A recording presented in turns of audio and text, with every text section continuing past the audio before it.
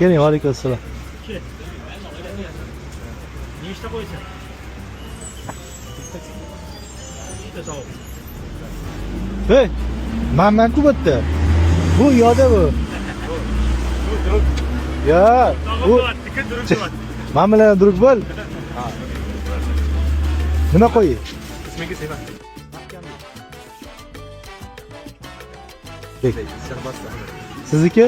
Shahboz. Shahboz. O. Bu beef? Bu mix beef and chicken. Beef bo'lmaydimi? Yemaysiz? Qiyma. Ha, bittami? Ikkita. To'rtta. Ha, to'rtta qil. Ha? To'rtta. Devishkaga. Ay, baqvat qilishga qiltirib o'tib ketdi. To'rtta. Don't be.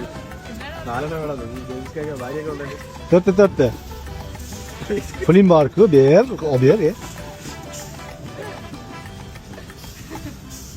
Bu 3ta. 3ta. Bu? Ikkita. 3 qil. Shahbozbek. 5 minut, 5 minut o'tib tur. To'rttamidi? To'rtta. Mana. Bon appetit. Sog' bo'linglar. Bitta qil. Goodmi? Yaxshimi? Ha, cho'tki. Sog' bo'ling. Baraka toping. Hop, yaxshimi? Kelib turing.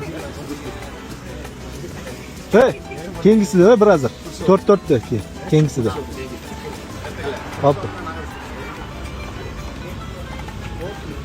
Mana Shahboz.